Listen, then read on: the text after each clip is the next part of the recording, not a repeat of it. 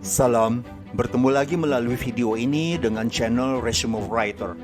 Suatu hari, ada seorang anak muda yang tinggal dan bekerja di Australia menelpon dan menanyakan ke saya apa yang salah saat dia memberikan jawaban pertanyaan interview kerja.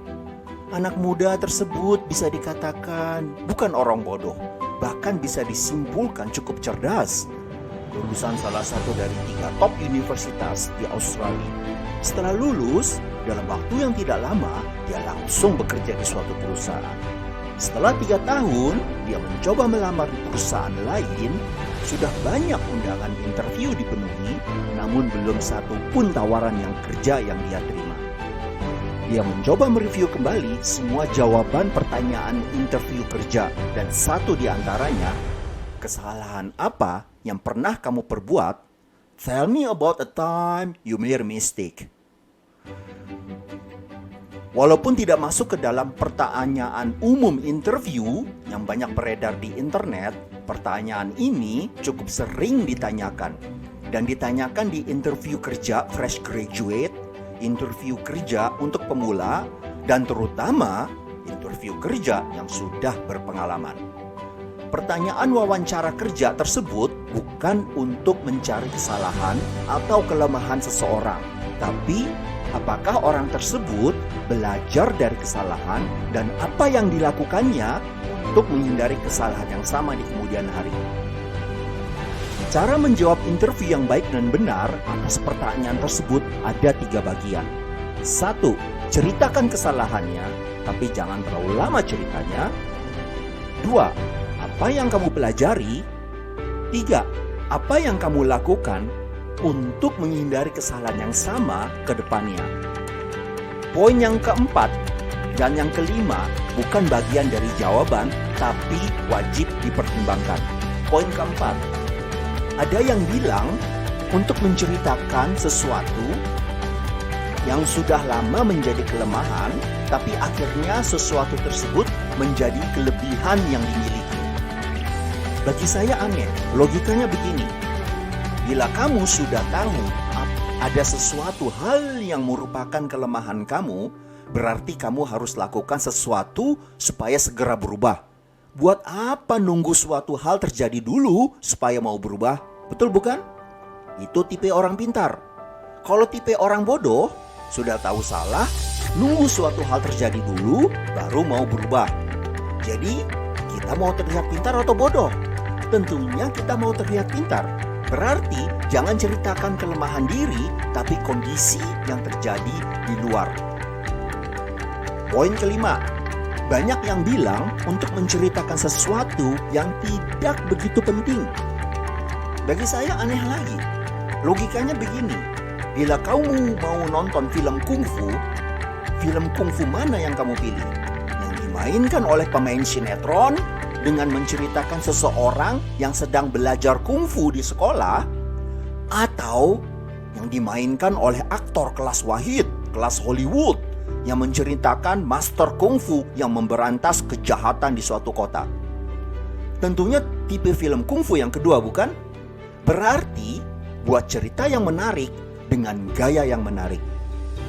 Cerita yang menarik maksudnya bukan cerita orang yang sedang belajar kungfu, tapi master kungfu yang memberantas kejahatan. Dan gaya yang menarik maksudnya bukan aktor pemain sinetron, tapi aktor Hollywood. Saya cukup banyak baca contoh jawaban atas pertanyaan, kesalahan apa yang pernah kamu buat? Tell me about the time you made a mistake. Jawabannya bagus, saya akui, tapi standar dan tidak berkesan karena semua orang jawabannya seperti itu. Sekarang kembali ke anak yang kerja di Australia tersebut. Dia menjawab seperti ini. Saya tulis jawabannya di video supaya jelas. Saya memeriksa kelengkapan data operasi dan kemudian memasukkan data tersebut ke dalam sistem. Dan tiap awal bulan atau secara periodik, laporan dibuat dan disajikan ke manajemen perusahaan di pertemuan atau di meeting. Suatu saat, di pertemuan tersebut, laporan tersebut ternyata menyajikan data yang salah. Setelah ditelusuri, diketahui salah satu data operasi yang saya masukkan salah. Sebenarnya bukan saya yang melakukan kesalahan input, tapi data operasi tersebut yang salah. Namun saya belajar untuk melakukan analisa kewajaran setelah laporan tersebut jadi, sebelum laporan tersebut disajikan ke manajemen. Setelah dilakukan perbaikan, laporan direvisi dan disajikan kembali ke manajemen. Dan untuk menghindari kesalahan yang sama yang mungkin terjadi ke depannya, selain memeriksa kelengkapan data seperti biasanya, saya juga mereview apakah data tersebut ada yang abnormal. Mari kita bandingkan jawaban dia dengan checklist. Checklist pertama atau poin pertama, cerita kesalahan tapi jangan lama ceritanya. Dia sudah lakukan dengan kalimat, suatu saat di pertemuan laporan tersebut ternyata menyajikan data yang salah. Setelah ditelusuri, diketahui salah satu data operasi yang saya masukkan salah. Poin kedua, apa yang kamu pelajari? Dan untuk poin yang kedua ini, dia juga sudah lakukan dengan kalimat, sebenarnya bukan saya yang melakukan kesalahan input, tapi data operasi tersebut yang salah. Namun saya belajar untuk melakukan analisa kewajaran setelah laporan tersebut jadi. Poin ketiga, apa yang kamu lakukan untuk menghindari kesalahan yang sama ke depannya? Kembali lagi, dia sudah melakukan juga dengan kalimat, untuk menghindari kesalahan yang sama yang mungkin terjadi ke depannya, selain memeriksa kelengkapan data seperti biasanya, saya juga mereview apakah data tersebut ada yang abnormal. Poin keempat, jangan ceritakan kelemahan diri, tapi kondisi yang terjadi di luar. Sekali lagi, dia tidak menceritakan kelemahan dia, tapi kondisi yang terjadi di kantor. Poin kelima, buat cerita yang menarik dengan gaya yang menarik. Nah, yang ini nih masalahnya. Untuk gaya nanti saya kasih tahu tekniknya, dan untuk cerita saya tulis di video ini. Lalu saya bilang ke dia seperti berikut. Saya memeriksa kelengkapan data operasi dan kemudian memasukkan data tersebut ke dalam sistem. Dan tiap awal bulan atau secara periodik, laporan dibuat dan disajikan ke manajemen perusahaan di pertemuan. Suatu saat, di pertemuan yang dihadiri oleh pimpinan perusahaan, para manajer, dan atasan saya, termasuk saya sendiri, diketahui terjadi kesalahan dalam laporan yang cukup fatal. Ya, bagi saya kesalahan tersebut cukup fatal karena saya tidak bisa menjawab dari mana kesalahan tersebut berasal.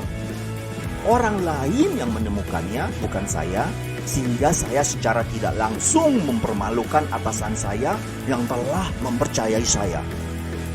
Setelah ditelusuri, diketahui salah satu data operasi yang saya masukkan salah. Bukan saya yang masukkan kesalahan tersebut, tapi data operasi tersebut yang salah. Tapi itu tidak merubah keadaan karena hal tersebut seharusnya bisa saya tangkap. Setelah dilakukan perbaikan, laporan direvisi dan disajikan kembali ke manajemen. Dan untuk menghindari kesalahan yang sama yang mungkin terjadi ke depannya, saya melakukan sedikit extra effort. Memasukkan komprehensif analisis proses, yaitu pemeriksaan kewajaran dan perbandingan dengan periode lalu. Saya belajar dari kesalahan saya, dan saya puas tidak ada lagi kesalahan yang sama yang terjadi sejak 1,5 tahun yang lalu sampai hari ini. Si penelpon puas dan tertawa. Lalu saya bilang, jangan lupa rubah sesuai dengan yang terjadi karena tidak boleh ada kebohongan. Saya sendiri pernah mengalami pertanyaan interview user, seorang ekspatriat kebangsaan Amerika. Dia tanyakan pertanyaan yang sama ke saya. Dan setelah saya berikan jawaban, hanya satu kata yang dia ucapkan, wow. Sambil tersenyum lebar karena puas. Dan teknik yang sama saya gunakan di kesempatan lain. Maksud saya bukan dengan ekspatriat tersebut, tapi hasilnya sama. Oke, apakah jawaban tipe pertama dan tipe kedua intinya sama? Ya, intinya sama. Tapi bedanya apa? Nomor satu, masalah yang diceritakan di jawaban kedua dibuat berat. Kondisinya diekspos, siapa yang datang, bagaimana perasaan dia. Nomor 2, tindakan koreksi di jawaban kedua dibuat berat juga, padahal yang dikerjakan sama. Nomor 3, ditambah pernyataan mengakui kesalahan lalu puas. Sekali lagi, puas. Karena tindakan pencegahan yang dilakukan manjur. Ya, saya salah, tapi saya puas dengan tindakan pencegahan dan terbukti tidak ada kesalahan yang sama sampai hari ini.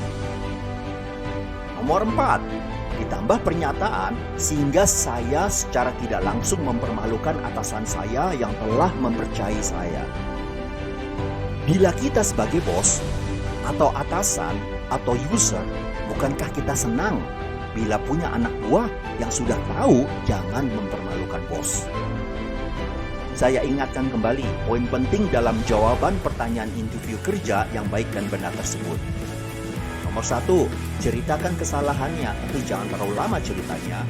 Nomor 2, apa yang kamu pelajari. Nomor 3, apa yang kamu lakukan untuk menghindari kesalahan yang sama ke depannya. Nomor 4, jangan ceritakan kelemahan diri, tapi kondisi yang terjadi di luar. Nomor 5, buat cerita yang menarik dengan gaya yang menarik.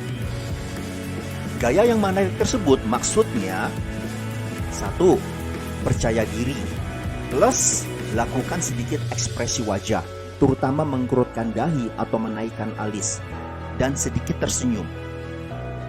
Nomor 2, melakukan gerakan tangan mengikuti apa yang diucapkan. Pastikan gerakan tangan tersebut terlihat oleh yang menginterview.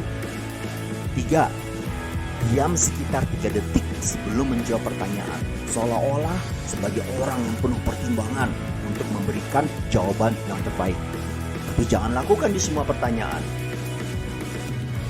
Catatan, bila memang kesalahan tim yang mana kamu juga ada di tim tersebut, jangan bilang itu salah tim, tapi bilang kami bersama melakukan kesalahan. Baik, saya rasa cukup dulu sampai di sini. Jangan lupa untuk berbagi ilmu dan informasi kepada yang lainnya dengan cara klik tombol share. Bila ada pertanyaan, silahkan tulis di komentar. Good luck dan salam.